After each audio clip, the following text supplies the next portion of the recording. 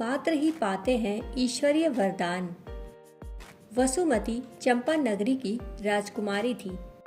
अचानक हुए एक युद्ध में वसुमती के पिता, जो चंपा के राजा थे, उनकी मृत्यु हो गई और राजकुमारी को बंधक बना लिया गया।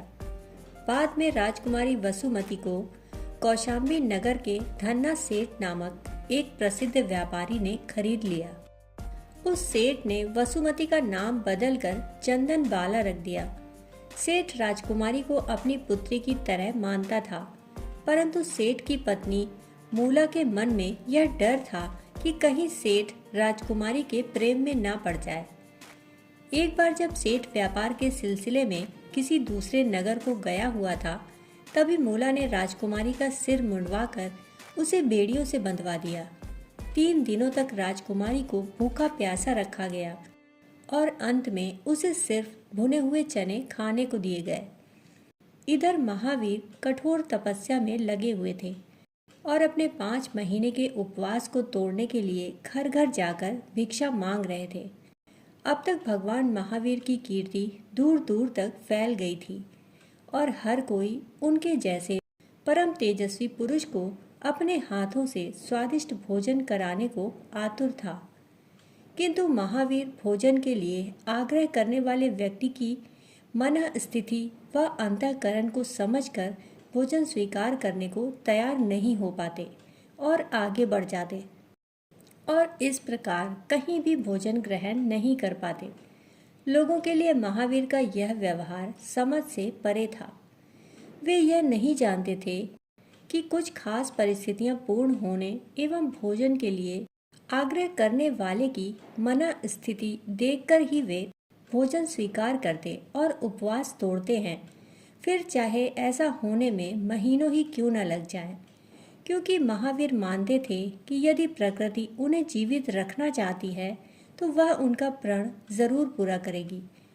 अपनी तपस्या के 11वें साल में महावीर कौशाम्बी में थे और उन्होंने प्रण किया था कि वे तभी अन्न ग्रहण करेंगे जब वह किसी राजकुमारी के द्वारा दिया जाए, वह साथ ही जिसके बाल मुड़े हुए हों, जो बंधनों में जकड़ी हो, वह जिसकी आंखों में अश्रु हों और वह खाने के लिए भुने हुए चने दे। ऐसी शर्त पूरी होना कठिन नहीं तो बहुत आसान भी न था। शायद प्रकृति भी राजकुमारी वसुमती को भगवान महावीर जैसे परम तेजस्वी पुरुष को अन्न देने का सौभाग्य प्रदान करना चाहती थी। राजकुमारी मन से परम पावन थी। उसके हृदय में साधु पुरुषों के लिए सच्ची श्रद्धा थी। उधर महावीर उसी कौशाम्बी में 5 महीने 25 दिनों तक एक घर से दूसरे घर भटकते रहे। चंदन बाला को भी यह बात पता थी कि महावीर अपना उपवास तोड़ने के लिए घर घर भिक्षा मांग रहे हैं और जैसे ही 3 दिनों की यातना के बाद उसे खाने के लिए भुने चने दिए गए, तो वह स्वयं भूख से व्याकुल होते हुए भी वह उन भुने चनों को महावीर को देने को व्याकुल हो गई। उस दिन महावीर उस सेठ के द्वार पर आ पहुंचे, जहां चंदन बाला महावीर को अपने हाथों से भुने चने देने के सपने संजोए बैठी थी। उसके मन में यही विचार आ रहे थे कि काश वो उन भुने चनों को तपस्वी महावीर को दान में दे पाती और वे उन्हें स्वीकार कर लेते। वह ऐसा सोच ही रही थी कि उसे खबर मिली कि महावीर सेठ के द्वार पर भिक्षा पाने को खड़े हैं। यह खबर सुनते ही चंदन बाला के आनंद की सीमा न रही। उसका रोम रोम पुलकित हो उठा, क्योंकि उसे लग रहा था कि भगवान ने सचमुच उसकी प्रार्थना सुन ली। वह अपना दुख दर्द भुला बैठी और दौड़ते हुए द्वार पर आ पहुंची। महावीर ने उसे देखते ही उसके हृदय में बह रही प्रेम और श्रद्धा की उद्गम तरंगों को पहचान लिया। महावीर ने देखा इस बार अन्न ग्रहण को लेकर उनकी सभी शर्तें पूरी हो रही हैं, सिवाय इसके कि चंदन बाला की आंखों में अश्रु नहीं थे। महावीर के आने के पूर्व तक तो चंदन बाला की आंखों में अश्रु थे, परंतु उनके आने की खुशी में वह पुलकित एवं आनंदित थी। चंदन बाला की आंखों में आंसू न देख महावीर इस बार भी अन्न ग्रहण किए बिना वापस जाने लगे।